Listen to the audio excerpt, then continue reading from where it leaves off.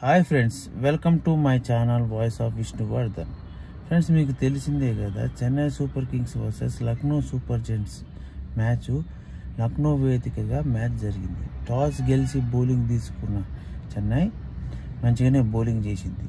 వికెట్లు బాగానే తీశారు. రెగ్యులర్ ఇంటర్వెల్స్లో వికెట్లు పడ్డాయి. అయినా కూడా లక్నో కూడా మంచి స్ట్రాంగ్ కంబ్యాక్ ఇచ్చింది. దాంట్లో మెయిన్గా రిషబ్ పంత్ గురించి మాట్లాడుకోవాలి, తర్వాత మిచ్చల్ మార్ష్ గురించి మాట్లాడుకోవాలి. రిషబ్ పంత్ స్టార్టింగ్ నుంచి ఎండింగ్ దాకా ఇన్నింగ్స్ లీడ్ చేశాడు. మ్యాచ్ని ఒక షేప్లో తెచ్చిపెట్టాడు. అంటే వికెట్స్ రెగ్యులర్ ఇంటర్వెల్స్లో పడిపోతున్న ప్రతి రాణా అయినా కానీ, రవీంద్ర జడేజా అయినా కానీ వాళ్ళు వికెట్లు తీస్తున్నా కూడా ఒకవైపు స్ట్రాంగ్గా నిలబడి ఈరోజు మ్యాచ్ని కొంచెం లాస్ట్ దాకా తీసుకొచ్చి కొంచెమైన స్కోర్ కాంపిటేటివ్గా చేయడం కలిగినట్టే అది రిషబ్ పంత్ వల్లనే.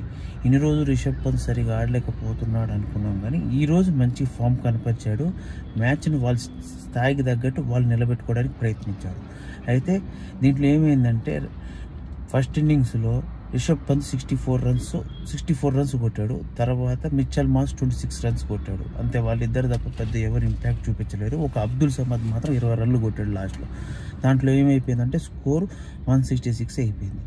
నేను ఎక్స్పెక్ట్ చేసిందంటే 130-140కి ఎండ్ అవుతారు అనుకున్నాను. ఎందుకంటే 15 ఓవర్స్ చూసేటప్పటికి 103 రన్స్ ఏమో ఉన్నట్టుంది. 14 ఓవర్స్లో చూసినప్పుడు 103 రన్స్ ఉంది. లాస్ట్ ఎండింగ్ దాకా వచ్చేటప్పటికి 166 కొట్టారు. దాంట్లో బౌలింగ్ బాగా వేసినారు చెన్నై వాళ్ళు ఏంటంటే రెగ్యులర్ ఇంటర్వెల్స్లో రన్ రేట్ తగ్గించడానికి బాగా ప్రయత్నించారు. వికెట్స్ కూడా బాగానే తీశారు.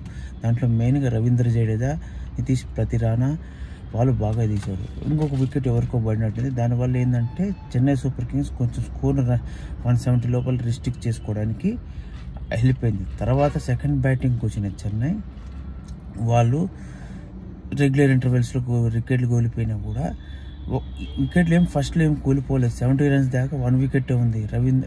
రచిన్ రవీంద్ర బాగా ఆడుతున్నాడు. తర్వాత మిగిలిన వాళ్ళు ఏం చేయలేకపోయారు. రచిన్ రవీంద్ర అవుట్ అవ్వగానే మళ్ళీ వికెట్ కొలాప్స్ స్టార్ట్ అయింది. రచిన్ రవీంద్ర మేబీ 37 రన్స్కి ఏమో అవుట్ అయినట్టున్నాడు. అది అవుట్ అయ్యేటప్పటికి మళ్ళీ తర్వాత ఒకటేసారి కొలాప్స్ స్టార్ట్ అయింది. త్రిపాఠి కానీ తర్వాత ఇంకొక ప్లేయర్ ఎవరో పెద్ద ఏమి ఇంపాక్ట్ చూపించకుండా ప్రవీణ్కి వెళ్ళిపోతూనే ఉన్నారు. తర్వాత విజయ్ శంకర్ వచ్చి ఒక 2 4లు ఏమో కొట్టాడు. అయినా కూడా ప్యాకప్ కింద వెళ్ళిపోయాడు. ఇంకా మ్యాచ్ మళ్ళీ చెన్నైకి మొదటికే వచ్చింది అనుకున్నాం. ఏంటంటే 12.2 ఓవర్స్కి 104 ఎంతో ఉన్నట్టుంది. సో ఇంకా అప్పటికి ఇంకా మ్యాచ్ చెన్నై చేతిలోకి వెళ్ళిపోయింది. చెన్నైకి వరుసగా 6వ ఓటమి అనుకున్న టైంలో ధోని వచ్చాడు.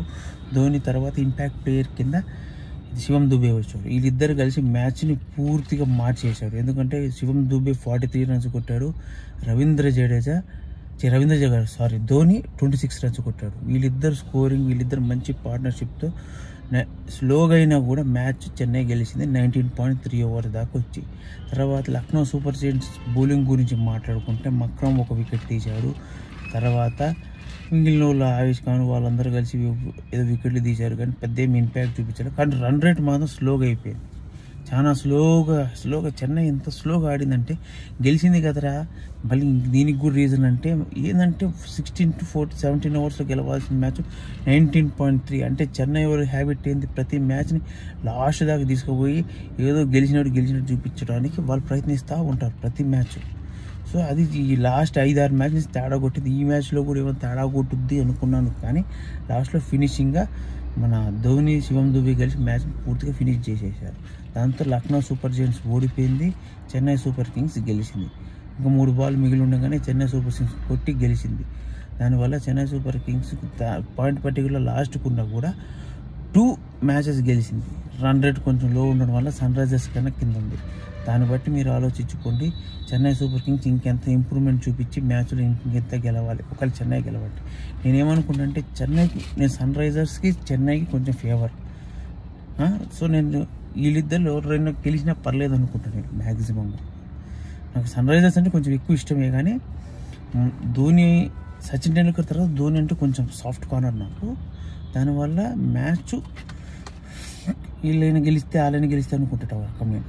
సో ఫ్రెండ్స్, మీకు కానీ ఈ వీడియో నచ్చితే లైక్ చేసి subscribe to voice of Vishnuvardhan. మీరు ఎవరు ఐపీఎల్ గెలుస్తారు అనేది కింద కామెంట్లో తెలుపుతారు అనుకుంటున్నాను. Thank you for watching. Stay tune for more videos. ఇలాంటి వీడియోస్ కోసం నా ఛానల్ లైక్ చేసి సబ్స్క్రైబ్తో పాటు బెల్ ఐకాన్ నొక్కి ఆల్ ఆప్షన్ ఆన్లో పెట్టుకోండి. Thank you for watching. Stay tune for more videos.